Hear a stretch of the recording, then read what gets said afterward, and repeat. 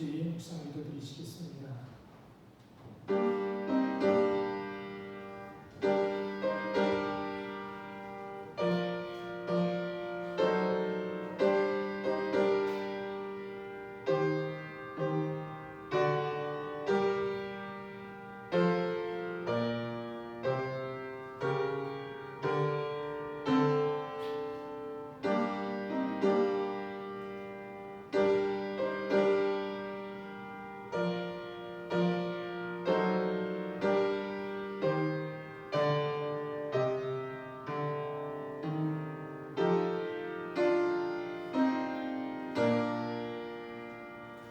내가 입으로 여호와께 크게 감사하며 많은 사람 중에 찬송하리니 그가 궁핍한 자의 오른쪽에 서사 그의 영혼을 심판하려 하는 자들에게 구원하실 것이미로다. 아멘. 궁핍한 자의 영혼을 구원하시는 하나님, 그 하나님의 은혜와 사랑을 감사하여 오늘도 주님 앞에 나와 영광과 찬송과 예배를 드립니다. 부족한 우리들이지만 우리와 함께 서서 우리가 드리는 예배가 하나님이 기뻐 받으시는 예배가 되도록 인도하여 주옵소서. 감사하며 예수님 이름으로 기도드립니다. 아멘. 자리에 일어나서 찬송가 9장 찬송 주시겠습니다.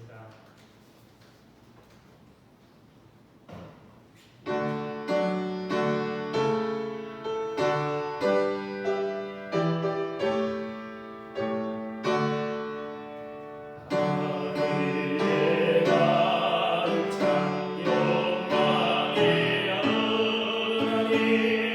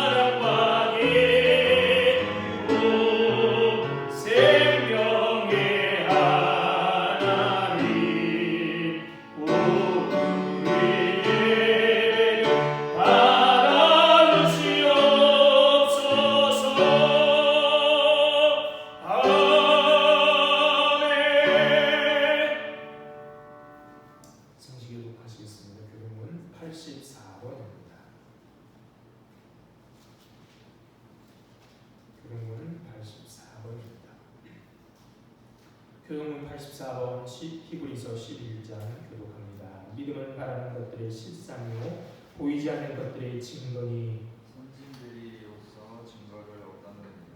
믿음으로 모든 세계가 하나님의 말씀으로 지어진 줄 우리가 아나니 보이는 것은 나타난 것으로 말미암아 된 것이 아니니라. 믿음으로 아벨은 가인보다 더 나은 제사를 하나님께 드림으로 의로운 자라 하시는 증거를 얻었으니 하나님이 그 예물에 대하여 증언하심이라.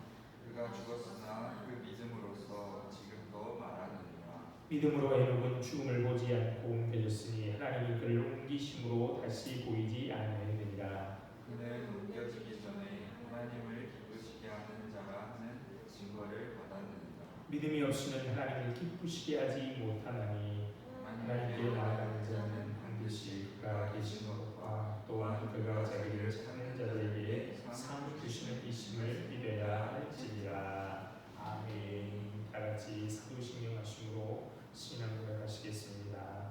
전능하사 천지를 만드신 하나님 아버지를 내가 믿사오며 그 아들 우리 주 예수 그리스도를 믿사오니 이는 성령으로 잉태하사 동정녀 마리아에게 나시고 본디오 빌라도에게 고난을 받으사 십자가에 못 박혀 죽으시고 장사한 지 사흘 만에 죽은 자 가운데서 다시 살아나시며 하늘에 오르사 전능하신 하나님 우편에 앉아 계시다가 저리로서 산 자와 죽은 자를 심판하러 오시리라. 성령을 믿사오며 거룩한 공회와 성도가 서로 교통하는 것과 죄를 사하여 주시는 것과 몸이 다시 사는 것과 영원히 사는 것을 믿사옵나이다. 아멘. 자리에 앉으셔서 찬송가 85장 찬송가 85장 찬송 부르시겠습니다.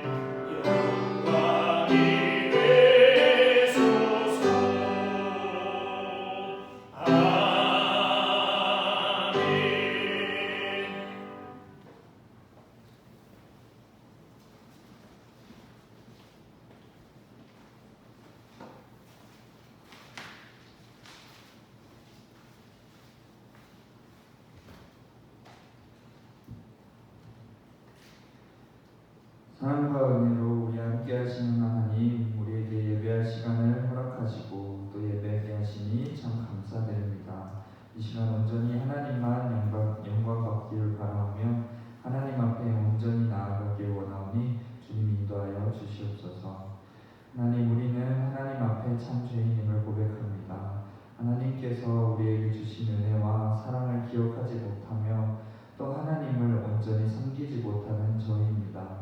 나 자신을 선으로 세우며 교모인 하나님의 눈을 피하고자 합니다. 주님, 이런 저희를 용서하여 주시옵소서. 죄를 당연히 여기고 이제는 바꾸려고 조차 하지 않는 우리의 모습을 용서하시고 또 우리의 삶과 이 땅을 하나님의 선으로 채워 주시옵소서. 하나님의 도움이 절실히 필요한 때임을 고백합니다. 이 땅은 하나님을 따르지 않고 알려고 하지도 않습니다. 교회는 비난당하고 사고뭉치 취급을 받습니다. 복음전도 또한 너무나 필요합니다. 하나님 이 땅을 긍휼히 여기시고 하나님의 영광이 다시 드러나기까지 이끌어 주시옵소서. 또 아이들이 세상의 것만을 보고 자라기보다는 하나님을 보며 자라가고 또 어른들은 하나님의 말씀을 순종하며 아이들을 가르치게 하여 주시옵소서. 참 부족한 저희지만 사랑으로 구원하셨사오니 또 사랑으로 인도하여 주시옵소서. 우리 공덕교회를 위해 기도합니다. 하나님 앞에 참된 교회로 세워졌음을 믿습니다. 우리가 무엇을 하든지 하나님을 바라며 할 수 있는 그런 교회 되게 하여 주시옵소서. 항상 열려있고 또 사랑할 수 있는 교회 되어서 이 지역에 하나님의 은혜와 사랑이 또 영광이 드러나게 하여 주시옵소서. 교회 안에 각자의 자리에서 헌신하는 영혼들이 있습니다. 그들을 책임져 주시고 하나님께 위로받고 또 신앙의 흔들림이 없어 참 하나님만 의지하도록 하나님 인도하여 주시옵소서.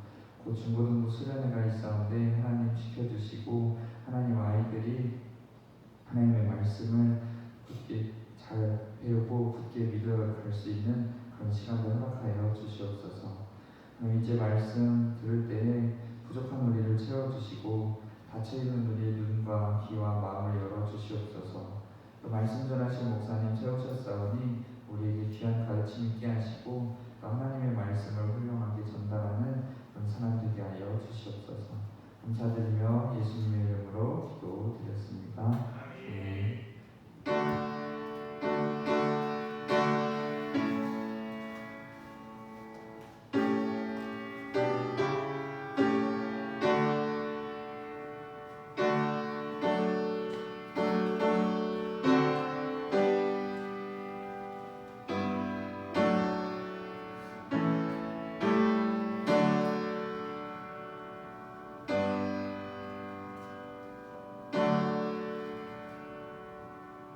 하나님 말씀 주시겠습니다. 하나님 말씀은 히브리서 2장 5절로 9절입니다. 히브리서 2장 5절로 9절 말씀 교독 제가 읽겠습니다. 히브리서 2장 5절로 9절입니다.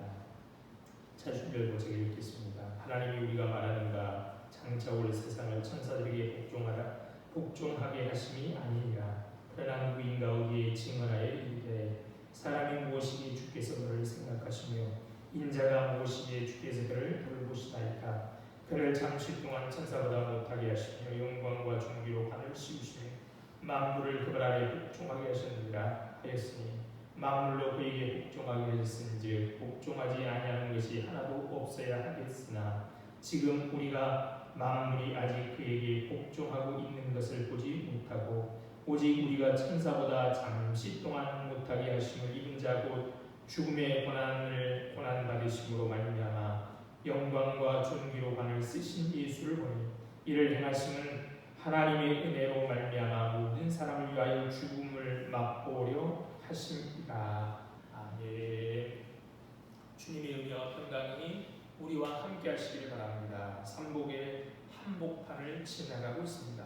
그래서인지 무척 덥습니다. 기온이 많이 올랐습니다. 그렇게 기다리게 되는 코로나도 끝났는데 미래에 대한 불안감이 점점 커져가고 있습니다. 햇빛은 찬란한데 우리 마음에는 어두운 그림자가 계속 드리고 있습니다. 그러나 아무리 어렵고 난감해도 삶은 계속되어야 합니다. 바람이 그치기를 기다리다가는 씨를 뿌리지 못한다. 구름이 거치기를 기다리다가는 거둬들이지 못한다라는 전도서의 말씀은 우리 삶의 엄정함을 잘 드러내고 있습니다. 사람들은 근심과 걱정 없는 세상에 대한 꿈을 꿉니다. 유토피아, 엘도라도, 무능도 없는 낙원에 대한 꿈은 오히려 삶이 힘겹다는 반증입니다. 태어남이 있으면 죽음이 있고 빛이 있으면 그늘이 있는 것처럼 근심과 걱정은 기쁨의 다른 짝입니다. 인간은 그 양극 사이에 살게 마련입니다. 근심에 사로잡힐 때 사람은 고립감을 느끼게 됩니다. 혼자라는 생각에 골똘하게 됩니다. 엔도 슈샤쿠가 쓴 소설 침묵의 배경이 된 일본 나가사키의 바닷가에 엔도 슈샤쿠의 문학관이 있고 거기에 세워진 침묵의 뒤에는 이런 글이 실려 있습니다. 사람들이 이렇게 슬픈데 주님 바다는 너무나 푸르기만 합니다. 일종의 부조화입니다. 무심한 세상은 무심한 자연은 도무지 우리가 겪고 있는 일에는 관심이 없는 것 같습니다. 그런데 생각해보면 그런 무심함이 오히려 고맙기도 합니다. 우리 삶을 냉정하게 돌아보도록 해주니 말입니다. 근심과 걱정에 사로잡힌 사람은 자기 속에 있는 가장 소중한 보물을 보지 못합니다. 하나님의 형상 혹은 아름다운 사람으로서의 가능성 말입니다. 히브리서는 당시의 성도들을 위로하기 위해 쓴 편지이지만 히브리서는 너희가 힘들겠다는 말로 위로하지 않습니다. 어떻게 해요? 보배이신 예수 그리스도, 그들이 믿는 예수님이 누구신지를 말합니다. 힘들고 어려우면 우리 속에 있는 보배를 보지 못하는 거죠. 힘들고 어려우면 힘들다 어렵다고 생각하니까 우리가 믿는 하나님, 우리가 믿는 예수님이 보이지 않는 것이죠.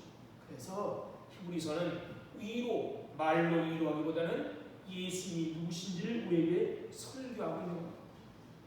그래서 히브리서 1장에서 예수님이 천사보다 우월하다는 것을 세 가지 근거를 들어 인정합니다. 첫째는 예수님은 하나님의 아들이시다. 예수님의 이름이 하나님의 아들이죠. 하나님의 아들이시다. 천사는 하나님을 섬기는 영이라는 겁니다. 하나님의 종으로 섬기는 겁니다. 둘째, 예수님이 영원히 존재하시지만 천사는 영원히 존재하지 않습니다. 셋째, 예수님은 만유의 주인 되셔서 온 세상 온 만물을 다스리시지만 천사는 구원받을 상속자들, 즉 우리를 섬기도록 하나님이 섬기도록 하셨습니다. 그러므로 하나님의 아들이신 예수 그리스도가 천사보다 우월하다, 천사보다 뛰어나다, 천사보다 탁월한 것입니다. 천사보다 뛰어나신 예수님을 말한 히브리서는 미처 깨닫지 못하는 사이에 조류 때문에 흘러 떠내려가고 있는 그들에게 미처 놀랐으니 어쩔 수 없지 라고 말하지 않는다. 뭐라고 말해요? 오히려 너희가 들은 것, 예수님을 통해 주신 구원의 말씀을 더욱 굳게 붙잡으라고 말합니다. 유념하라, 더욱 굳게 붙잡으라고 말합니다. 그 구원의 말씀은 예수 그리스도가 주셨고 주님에게 직접 주님을 보고 들은 목격자들이 증언합니다. 무엇보다도 하나님이 성령의 피독들과 기사들로 확증해 주신 말씀이기에 더욱더 유념하라, 더욱더 굳게 잡으라 라고 말합니다. 이게 우리가 지난주 살펴본 내용이죠. 마치 항구에 배가 들어왔는데요, 닷을 미처 내리지 못해서, 그것도 깨닫지 못했죠. 내리지 못한지 배가 조류에 밀려 바다로 떠내려가고 있는 그런 상황, 자신도 알지 못하는 가운데 주님을 떠나 유대교로 넘어가려는 사람들에게 하나님이 보낸 예수 그리스도의 말씀을 굳게 붙잡으라고 말씀합니다. 그리고 오늘 본문이 시작합니다. 5절입니다. 하나님이 우리가 말하는 바 장차 올 세상은 천사들에게 복종하게 하심이 아니니라. 우리 성경에는, 우리 개역 개정에는 없지만 원문에는 왜냐하면이라는 뜻의 헬라어 접속사가 있습니다. 그러니까 왜냐하면이라는 접속사가 오늘 본문과 앞에 문단과 연결하여 주는 것이지요. 우리가 들은 것, 구원의 말씀을 유념하지 않고 큰 구원을 등한히 여기면 천사들을 통해 중계된 율법으로 돌아가려는 신자들은 하나님의 보응 심판을 피하지 못하는데 그 이유가 무엇이냐? 이것을 5절 이하에서 설명합니다. 그 이유를 5절에서 뭐라고 말합니까? 천사들에게 세상을 다스리는 통치권을 주신 적이 없기 때문에 우리가 흘러 떠내려가 율법으로 돌아가면 하나님의 심판을 받게 된다는 것이죠. 어떤 심판이요? 영원한 안식, 하늘의 안식에 들어가지 못하게 됩니다. 장차 올 세상, 이 장차 올 세상이라는 얘기는 어느 시점에 주어질 세상인 것입니다. 그런데 그 세상은 하나님께서 천사들에게 맡기지 않으셨습니다. 장차올 세상과 관련하여 히브리서는 무엇을 말하고 있습니까? 복종하게 하심이라는 말에서 알 수 있듯이 다스림, 통치를 말하는 겁니다. 하나님께서 오는 세상을 천사들이 다스리지 않도록 하시다는 것이죠. 천사가 아니라면 그러면 누가 오는 세상을 다스리게 되느냐는 질문이 따라오게 됩니다. 하나님이 천사에게 맡기시지 않았다면 통치를 오는 세상을 장차올 세상, 그러면 장차올 세상을 다스린 자가 누구냐는 것이 우리 질문이 나오게 됩니다. 그것을 설명하기 위해서는 6절부터 8절의 구약 성경을 인용합니다. 6절부터 8절입니다. 그러나 누구인가 어디에서 증언하니 이르되 사람이 무엇이기에 주께서 그를 생각하시며 인자가 무엇이기에 주께서 그를 돌보시나이까. 그를 잠시 동안 천사보다 못하게 하시며 영광과 존귀로 관을 씌우시며 만물을 그 발 아래 복종하게 하셨느니라 하였습니다. 누구인가 어디에서 증언하여 이르되 라는 히브리서의 표현은 이 인용하는 말씀이 어디인지 모른다라는 말이 아니라 히브리서의 관심은 이 말을 한 사람이나 출처에 관심이 있는 것이 아니라 그 말씀을 하신 진짜 저자인 하나님께 관심이 있는 것입니다. 그래서 히브리서는 구약을 인용할 때 하나님이 직접 말씀하신 거죠. 우리는 모세가 쓴 모세오경이 모세가 썼지만 누가 말씀하셨어요? 하나님이 말씀하셨다는 거예요. 그러니까 누가 어디에 기록되느냐 알지만 그게 중요한 게 아니라 하나님이 말씀하셨다는 겁니다. 그래서 인용하는 말씀이 무엇입니까? 사람이 무엇이기에 사람 앞에 또 기억 니은인가 있죠? 밑에 나누이 주면 뭐라고 했습니까? 시편 8편 4절 이하라고 아마 되어 있을 것입니다. 그러니까 이 인용한 말씀은 시편 8편 4절 이하, 즉 4절부터 6절의 말씀을 히브리서는 인용합니다. 시편 8편 4절로 6절을 제가 읽을 텐데요. 여러분은 히브리서 본문을 보면서 무엇이 다른지를 한번 보시기 바랍니다. 히브리서 8편 4절로 6절은 이렇게 말합니다. 사람이 무엇이기에 듭니다. 사람이 무엇이기에 주께서 그를 생각하시며 인자가 무엇이기에 주께서 그를 돌보시나이까. 그를 하나님보다 조금 못하게 하시고 영화와 존귀로 관을 씌우셨나이다. 주의 손으로 만드신 것을 다스리게 하시고 만물을 그의 발 아래 두셨으니. 무엇이 다릅니까? 표현이 조금 다른데 아주 중요한 차이점이 있습니다. 그것이 무엇입니까? 그래서 5절에 보면 뭐라고 말합니까? 그를 시편 8편 5절은 그를 하나님보다 조금 못하게 하시고 라는 것을 히브리서는 어떻게 그걸 인용합니까? 그를 잠시 동안 천사보다 못하게 하시고 라고 인용합니다. 이 차이가 아주 중요합니다. 시편 8편은 다윗의 시입니다. 시편 8편은 다윗이 목동으로 있을 때 쓴 시입니다. 양들을 집에 있는 우리에도 키우기도 하지만 풀이 나는 철이면 어때요? 밖으로 나가서 키웁니다. 그러니까 밖에서 야외에서 조그마한 동산 같은 데서 풀어놓고 키웁니다. 밤이 되면 간이 우리를 지어놓고 모이죠. 그래서 밤새 양을 지켜야 하는 것이죠. 네, 밤에 보니까 밤하늘을 보니까 하나님이 창조하신 별과 달을 보니까 참 놀랍고 기묘합니다. 그런데 다윗은 그 별과 달을 숭배하지 않고 그것을 만드신 하나님을 찬양하고 있습니다. 시편 8편을 여러분 집에 들어가서 한번 읽어보시면요. 그렇죠?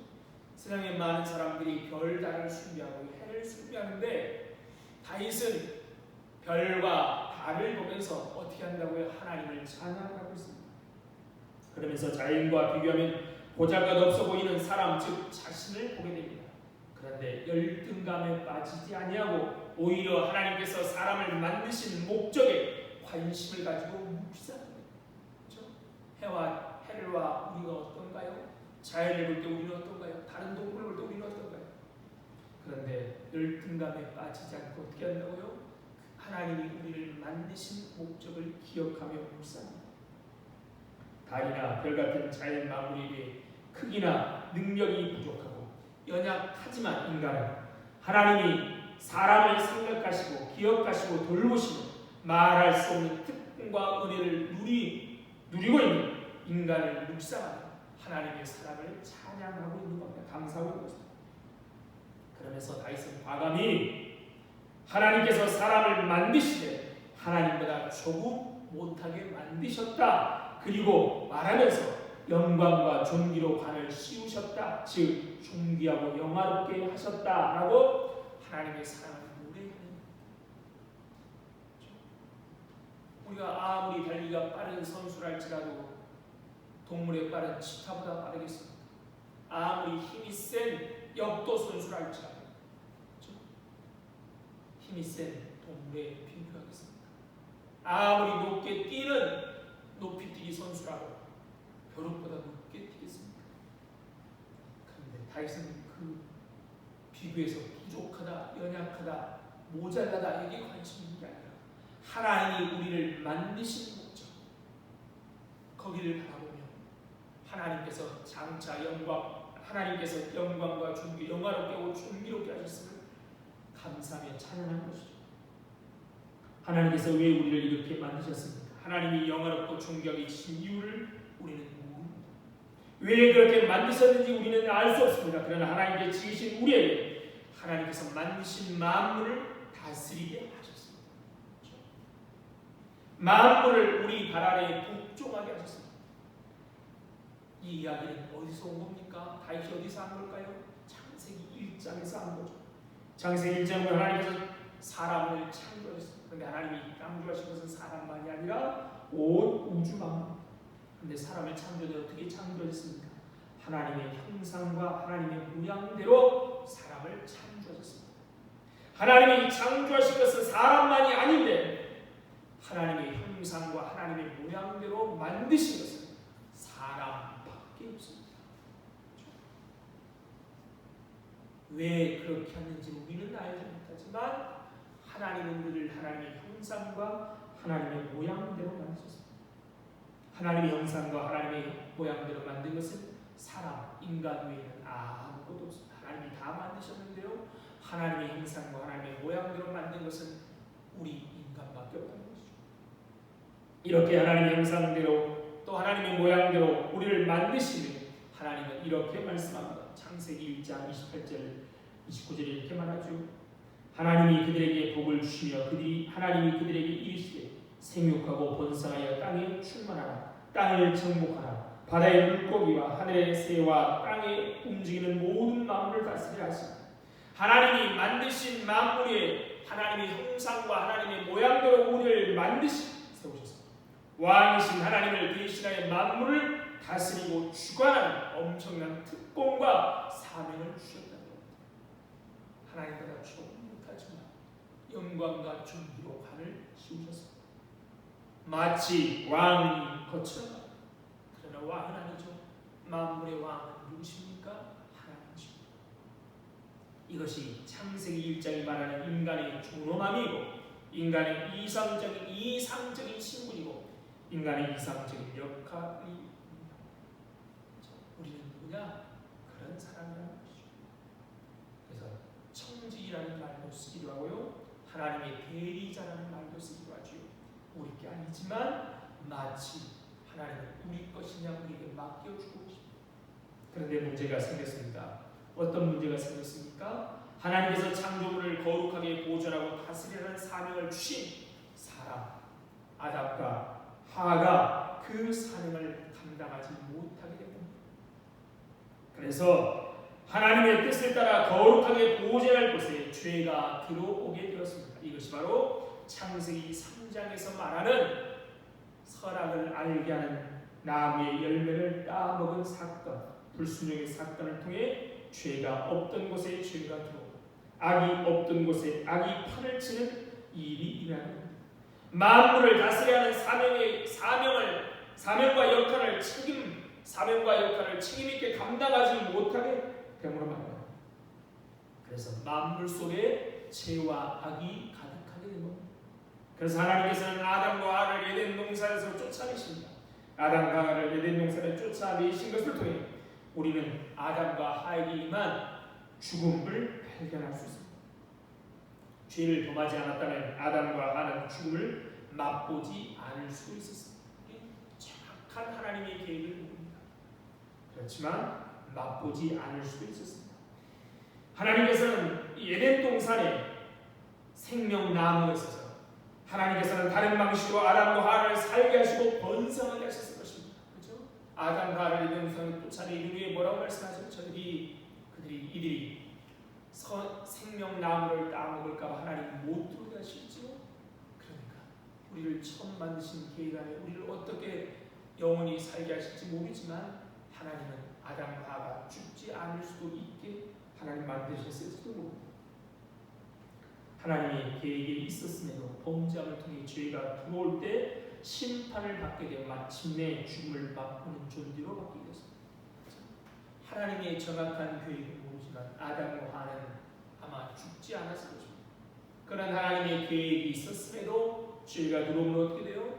마침내 아담과 하와 인류에게 인간에게 죽음을 맛보는 존재로 바뀌게 됩니다. 이 죽음에는 두 가지 죽음이 있습니다. 첫째는 영적인 죽음입니다. 영적인 죽음은 하나님의 형상대로 하나님의 모양대로 지음을 받아 하나님과 교통하며 살아갈 우리가 하나님과 단절되는 것. 에덴 동산을 쫓겨났죠. 하나님과 단절되었죠. 우리 안에 하나님이 거하시다는 하나님에 대한 지식이 우리에게 없고 영적인 죽음에 타락한 인간에게 주어진 것이죠. 그래서 에베소 2장 1절에 이렇게 바울은 말합니다. 그는 허물과 죄로 죽었던 너희를 살렸도다. 허물과 죄로 죽을 수밖에 없는 너희가 아니라 허물과 죄로 죽었던 너희입니다. 하나님을 알지 못할 뿐만 아니라 하나님의 피로조차 느끼지 못하는 것은 우리가 영적으로 죽었다는 반증입니다. 또 다른 죽음이 있습니다. 육적인 죽음입니다. 아담의 웃음으로 태어난 모든 사람은 죽게 됩니다. 외에는 없습니다. 육체적 죽음을 맛보게 될 우리가 사는 이 땅의 삶은 어떠합니까? 염려, 걱정, 고통, 시련의 연속입니다. 모세가 뭐라고 말합니까? 수고와 슬픔뿐이라고 말합니다. 타락한 인간이 맛보는 영적인 죽음과 맛보게 될 육적인 죽음은 창세기 1장에서 하나님이 인간을 만드시며 의도하는 모습과는 전혀 다른 모습입니다. 하나님 우리에게 죽음을 주려고 우리를 만드시지 않았습니다. 그런데 우리가 하나님의 말씀에 불순종함으로 말미암아 하나님과의 관계가 완전히 단절되고 살아있지만 우리는 어떻게 되어 태어난 시간부터 조금씩 우리의 생명이 없어져가는 것이지. 그래서 언젠가 죽게 됩니다. 하나님이 창조하신 모습과 전혀 다른 우리들을 하나님 그런데 어떻게 내버려 두시지 않으셨다는 것. 하나님은 사람을 택하시사 당신의 뜻을 전하십니다. 그래서 우리가 히브리서에 했던 것처럼 1장 1절에 뭐라고 시작하면서 뭐라고 말합니까? 옛적의 선지자들을 통하여 여러 부분과 여러 모양 우리 조상에게 말씀하신 하나님. 그래, 내 말을 듣지 않았어? 그러니까 그렇게 죽음 가운데 살아라고 하나님 말씀하지 않으셨다. 그래도 우리와 교통하시려고 끊임없이 여러 부분과 여러 모양으로 선지자를 통하여 말씀하셨습니다.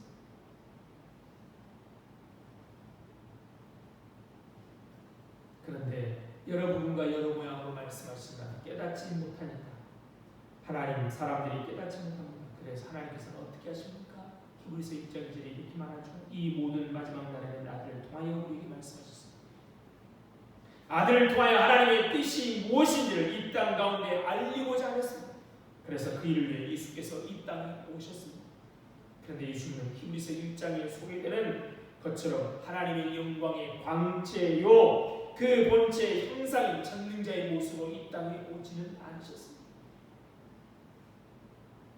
마지막 날에 하나님이 우리에게 알려주시려고 예수님 하나님의 아들인 예수를 보내셨는데 그 예수님과 알다시피 만물을 창조하신 분이시고 만물을 유지하신 분이시고 만물의 상속자이심에도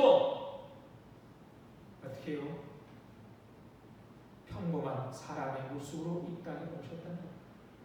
이 땅 사람들이 하나님의 아들이심을 알도록 오시지 않으셨습니다. 평범한 가정의 목수의 아들로 이 땅에 태어나셨습니다. 위압적으로 행동하지 않으시고 내가 왕이다. 그래서 위압적으로 행동한 그러지도 않으셨습니다. 창기와 세리 또 한센병자, 유출병자 부정하다고 생각하는 그런 사람들, 여자와 어린아이, 그 당시 사회에서 주변인으로 살아가는, 하나님 나라와는 거리가 멀다고 생각하는 사람들이 하나님 나라를 선포하시고 병든 자를 고쳐주시고 많은 기적을 베푸시면서 실제로 하나님 나라를 보여주셨습니다. 그래서 모든 사람이 누구도 외에 없이 하나님 나라의 백성이 될 수 있음을 하나 예수님은 보여주셨습니다. 그러면서도 사람의 관습이나 경험, 신념으로는 하나님 나라에 들어갈 수 없다고 분명히 말씀하셨습니다. 사람이 거듭나지 않으면 하나님 나라를 볼 수 없다. 우리가 5예배 때 몇 주간, 오늘까지 4주간 아마 살펴볼 텐데요. 거듭나지 않고 사람의 신념, 사람의 관습으로는 도저히 하나님 나라에 갈 수 없습니다. 이런 예수님의 사역이 당시 종교 지도자들에게는 눈의 가시와 같았을 것입니다. 자신들이 누리고 있는 특권을 모두 잃게 될 수 있기 때문이었습니다. 그래서 그들은 어떻게 하든 예수를 죽이려고 했습니다. 그리고 마침내 그들의 의도대로, 그들이 계획한 대로 예수님을 십자가에 못 박았습니다. 종교 지도자들이 주도적으로 역할을 하였지만 진짜는 뭐냐? 공중의 권세 잡은 사탄이 한 것이지요. 결국 주님은 십자가에 달려 돌아가셨습니다. 그런 예수님의 모습은 육신의 눈으로 보기에, 우리의 눈으로 보기에는 하나님의 아들의 모습이 아니었습니다. 그런 모습은 하나님보다 조금 못한 정도가 아니라 천사보다 못한 모습이었습니다. 그래서 히브리서는 시편 8편 4절 이하를 인용하면서 시편 8편에 그를 하나님보다 조금 못하게 하시고를 그를 잠시 동안 천사보다 못하게 하시며라고 예수님에게 적용하고 있습니다. 십자가에 달린 예수를 보면서 천사보다 못한 모습을 보는 것을 말합니다. 그런데 영원히 천사보다 못하게 할 것이 아니라 잠시 동안이라는 것. 잠시 동안이라고 번역된 헬라어는 질적인 면에서 시편 8편에 있는 것처럼 조금이라는 의미도 있지만 오늘 본문은 오히려 시간적인 의미의 잠시 동안이 더 어울립니다. 하나님의 영광의 광채요 그 본체의 형상이시고 만물을 지시고 만물을 그 발 아래 있는 예수 그리스도께서 왜 잠시 동안 천사보다 못한 모습으로, 연약한 모습으로 우리 눈에 보이셨을까요? 8절 9절에 그 이유를 설명합니다. 만물을 그 발 아래 복종하게 하셨으니 만물로 그에게 복종하겠으니 복종하지 않은 것이 하나도 없어야겠으나 지금 우리가 만물이 아직 그에게 복종하고 있는 것을 보지 못하고 오직 우리가 천사보다 잠시 동안 못하게 하신 입은 자 곧 죽음의 고난 받으심으로 말미암아 영광과 존귀로 관을 쓰신 예수를 보니 예수님이 어떻다고요? 고난의 죽음을 당했다는 것이죠. 고난 받으심을 보니 예수를 보니 이를 행하시는 하나님의 은혜로 말미암아 모든 사람을 위하여 죽음을 맛보려 하십니다.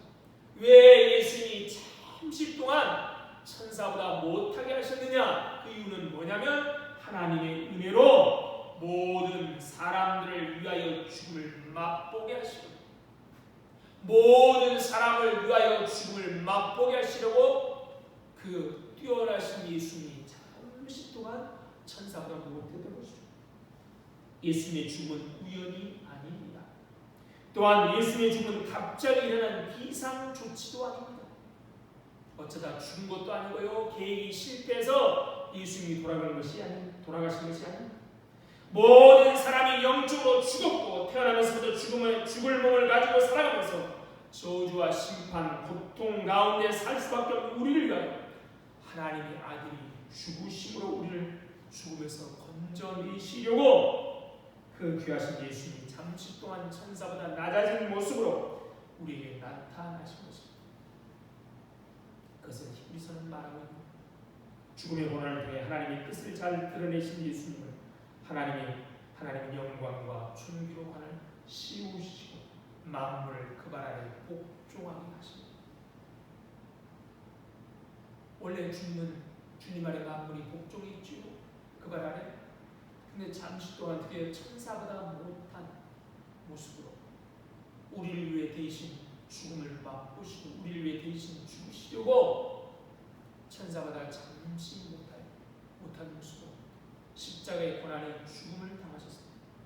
그런데 하나님 어떻게 하셨어요? 사도행전 2장의 베드로의 설교처럼 너희가 주인 예수를 하나님이 어떻게 살리셔서 주와 그리스도가 되셨다. 주, 우리 주인이 되기 그 말 안에 모든 만물을 복종하셨습니다.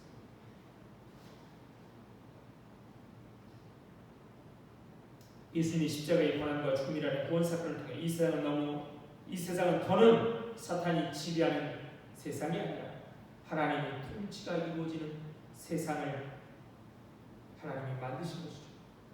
하나님의 통치가 이루어지는 그 세상은 천사들이 아니라 예수 그리스도에게 맡겨주셨습니다.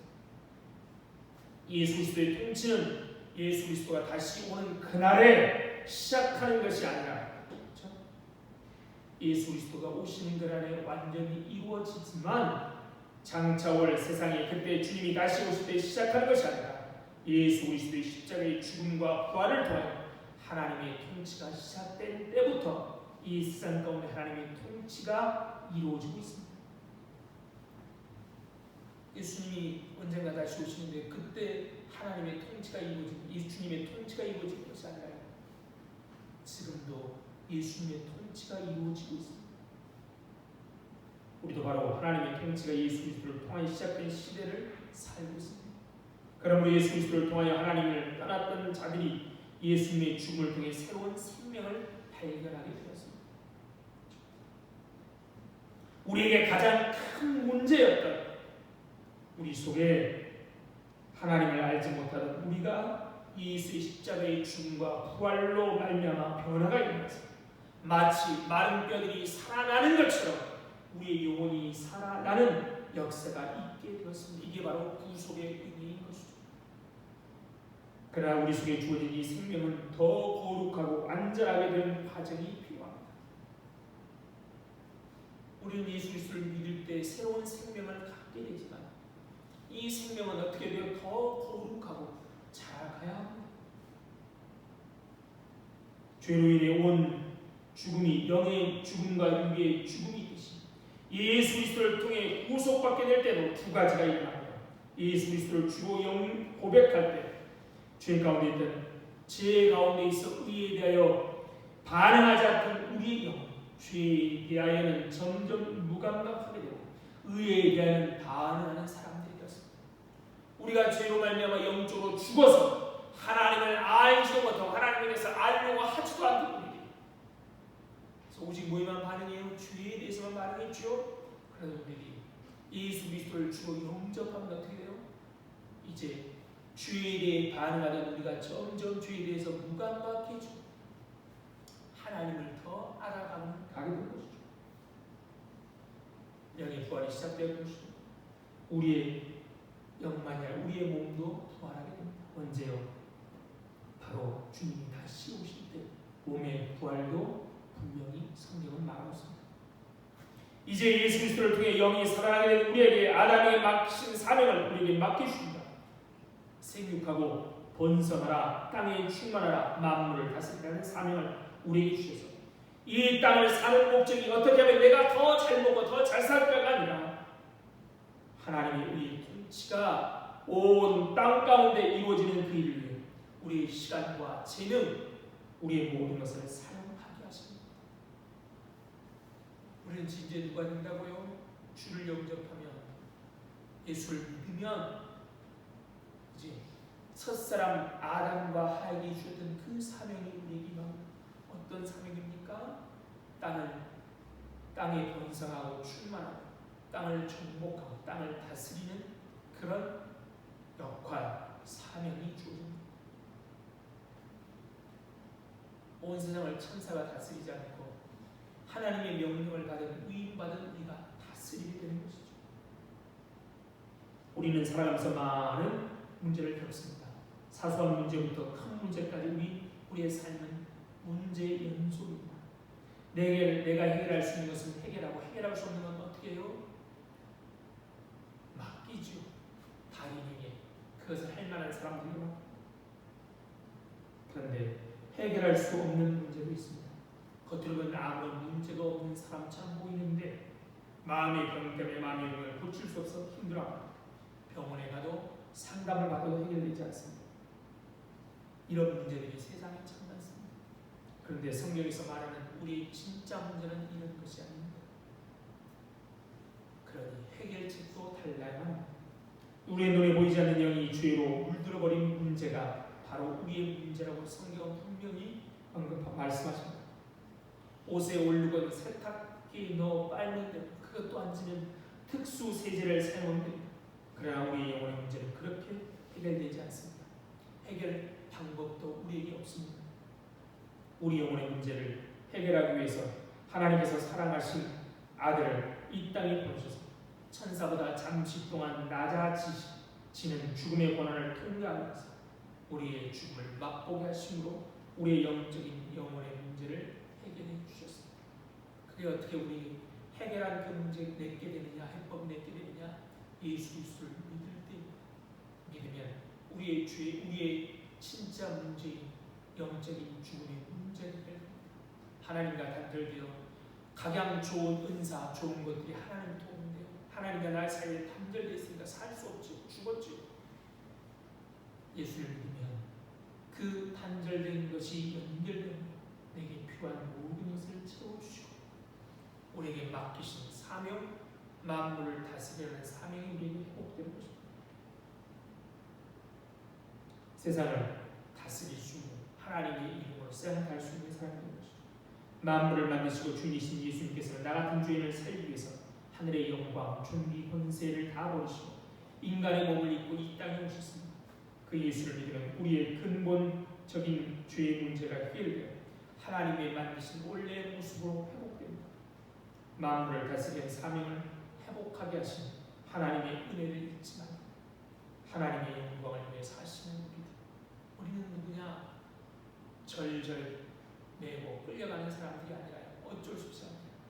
우리는 하나님이 만드시고 만물을 다스려야 하고 하나님의 귀한 사명을 우리에게 맡기신 사람이라는 것을 잊지 말고 오직 하나님의 영광을 위하여 어떤 어려움, 어떤 불안이 있어도 숨거나 도망가는 것이 아니라 주님 앞에 나와서 당당하게 주님 앞에 기도하고 하나님의 영광을 위해 사시는 복된 성도들 다 되시기를 바랍니다. 참 좋으신 하나님 은혜와 사랑을 감사합니다. 영원히 죽었던 우리를 그리스도의 보혈의 은혜로 살려주셨음을 감사드립니다. 이제 산 사람답게 새로운 피조물답게 새 생명을 받은 자답게 주님의 귀한 아름다움 하나님의 의의 통치를 온 세상에 드러내며 살 수 있도록 도와주옵소서. 주님의 뜻대로 살 때마다 많은 어려움이 있어서 좌절하고 절망시키는 사탄의 꾀에 넘어가지 않도록 도와주시고 우리가 누구인지 다시 한번 잊지 않고 우리를 영화와 존귀로 하늘 씌우시는 하나님의 은혜를 알고 담대히 기쁨으로 감사함으로 주님의 사람답게 살아갈 수 있도록 역사하여 주옵소서. 감사하며 예수님 이름으로 기도드립니다. 아멘. 찬송가 433장 찬송 부르시면서 준비하시면 그럼 드리시겠습니다.